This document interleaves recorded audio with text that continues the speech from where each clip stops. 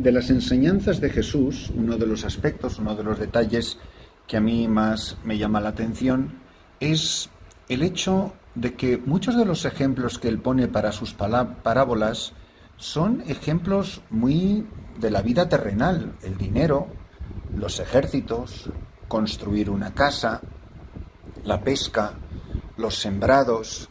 No son ejemplos de cosas totalmente sobrenaturales y cosas del cielo. No, son los ejemplos de la vida sencilla, cotidiana, de cualquier persona, de su tiempo y, por qué no decirlo, también de nuestro tiempo.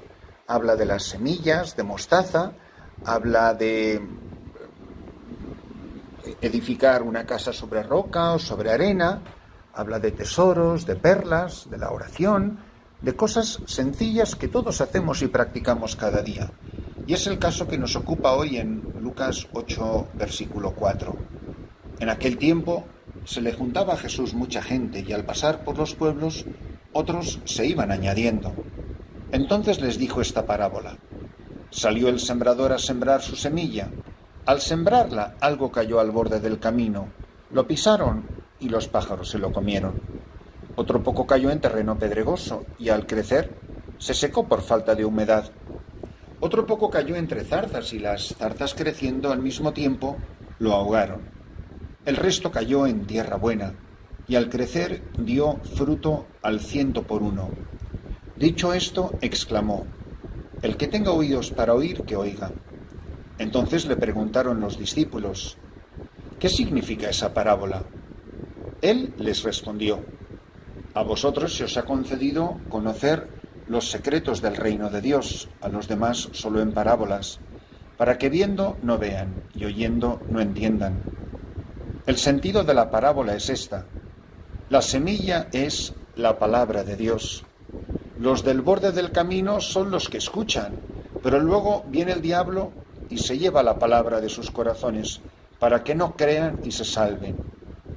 Los del terreno pedregoso son los que, al escucharla, reciben la palabra con alegría, pero no tienen raíz. Son los que por algún tiempo creen, pero en el momento de la prueba fallan. Lo que cayó entre zarzas son los que escuchan, pero con los afanes y riquezas y placeres de la vida se van ahogando y no maduran. Los de la tierra buena son los que con un corazón noble y generoso escuchan la palabra, la guardan y dan fruto perseverando. Me llaman la atención algunas palabras de esta parábola que hemos escuchado tantísimas veces, pero que, como es siempre palabra de Dios, tiene una riqueza literalmente inagotable. Quiere decir que cada vez que esta palabra ilumina nuestra vida, porque se proclama con autoridad dentro de la liturgia de la Santa Misa, es Dios que habla a su pueblo, al corazón de su pueblo. Es una palabra que siempre nos enriquece, que siempre es novedad y siempre nos acerca más a la vida cristiana, a la santidad, a la vida espiritual. Mirad, dice que a nosotros, a los apóstoles, se nos ha concedido conocer los secretos del reino de Dios. Yo de verdad soy consciente del amor que me ha mostrado Jesucristo para que me conceda conocer los secretos del reino de Dios. Después, las diferentes clases de tierra. Es una idea que le he repetido mucho, no tiene nada de original, porque todos los padres espirituales, los grandes maestros de la vida espiritual, todos dicen lo mismo. Y yo no soy más que un triste y pobre repetidor de lo que dicen los grandes maestros. Las palabras de San Juan de la Cruz las he citado tantas veces y nunca serán suficientes. Por este camino de la vida espiritual de la santidad, se avanza más quitando que poniendo. ¿Qué hace que la tierra sea buena? No lo que yo ponga en ella, sino lo que yo quite de ella. Para que la tierra sea buena, yo solo tengo que quitar las piedras, las malas hierbas. La tierra ya es buena, lo que pasa es que tiene muchas cosas que no tenían que estar en ella. Por eso, importantísimo, que nosotros seamos buena tierra. La semilla cae en nuestro corazón continuamente. Es uno de los grandes regalos del Concilio Vaticano II. Es el redescubrir la importancia de la palabra de Dios. Durante siglos el pueblo de Dios no tenía casi ni idea ni acceso a la palabra de Dios, o porque se proclamaba en latín, o porque no estaba ni siquiera permitido tener Biblias. La gente no tenía acceso a la Biblia como tenemos nosotros, que lo tenemos en Internet, lo tenemos en el teléfono, tenemos Biblias en nuestras casas, escuchamos la palabra de Dios en nuestro propio idioma, la entendemos perfectamente, se nos predican homilías. Lo normal antiguamente es que no se predicara ninguna homilía. La gente no tenía almanaques o calendarios o libros litúrgicos para saber qué lectura. ¿Cuánta gente no lee la lectura de la palabra de Dios diaria? Esto es una completa novedad gracias al Concilio Vaticano II, que se lo debemos al Concilio. Antes del Concilio esto era una cosa inaudita. En la generación de mis padres no era lo más corriente y lo más normal, por muy religiosa que fuera la gente. El gran descubrimiento de la importancia de la palabra, el banquete de la palabra, el pan de la palabra. Lámpara es tu palabra para mis pasos. La importancia de la palabra de Dios. Y después limpiar el corazón. ¿Qué limpia el corazón? La fe, la esperanza y la caridad, las buenas obras. Limpia el corazón la caridad, sobre todo con los hombres más necesitados.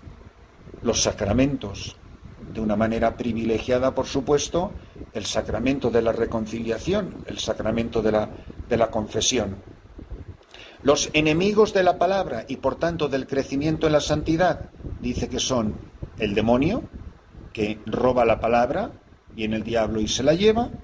Después dice que es el que la recibe con entusiasmo y con alegría, pero no tiene fuerza frente a la prueba. Mirad, mientras nuestra vida cristiana, nuestra llamada a la santidad, no haya sido probada, y probada por la cruz, por la persecución, por la enfermedad, por la humillación, por lo que sea. Mientras no sea probada la palabra, nunca sabremos el fruto que está dando. Ahora, si viene un huracán y este árbol no se cae, es que tiene raíces muy profundas. Luego está lo que cae, los afanes de la vida, esos son los enemigos. El diablo, la falta de perseverancia en las pruebas, y después las riquezas y los placeres de la vida, que ahogan la semilla y no llegan a madurar. La buena tierra, la tierra del corazón de Cristo, de la Virgen María, de los grandes santos, de los grandes testigos de todos los tiempos. Pues hermanos y hermanas, que seamos buena tierra, tierra fructuosa, que la palabra de Dios sea la norma de nuestra vida, no lo que digan los periódicos, pero ni siquiera las páginas web religiosas, que hay gente que es que se bebe lo que dice una página web religiosa como si eso fuera palabra de Dios. No. Escuchar lo que dice nuestro Santo Padre, el Papa Francisco, estar atento a sus enseñanzas, estar atento a nuestros obispos, estar atento a nuestros párrocos, el formarnos bien, el tener buena formación. Yo animo a todo el mundo, y es una de las cosas en las que más he fracasado, es animar a la gente a que estudie teología. Y si no quiere estudiar teología, o no puede, o no tiene el ánimo o la oportunidad, que se compre el catecismo de la Iglesia Católica y que se lo vaya leyendo despacito. Pero tenemos que formarnos como cristianos. Ya recuerdan esa cita que siempre cuento con mucha gracia de aquel misionero Paul que conocí en República Dominicana, el padre Victoriano, que decía: católico ignorante, futuro protestante. Pues hay mucho católico ignorante, mucha gente que no sabe nada de religión. Pues vamos a pedirle al Señor que no permita que la palabra de Dios caiga en un corazón ignorante. La ignorancia no es una virtud. Mucha gente a lo mejor citará, pues este santo era muy santo. Mirad, estamos viviendo en un tiempo donde muchos de nosotros tenemos acceso a buena formación.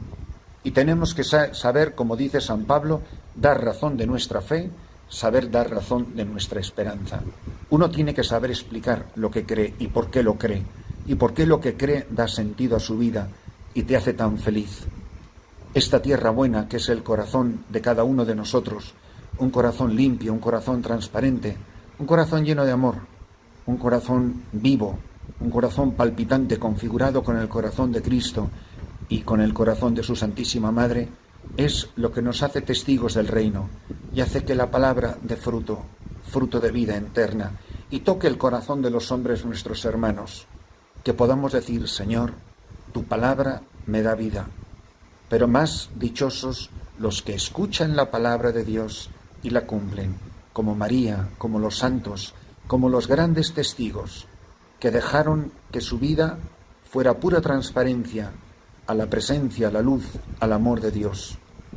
Que nosotros seamos tierra buena, que dé fruto abundante.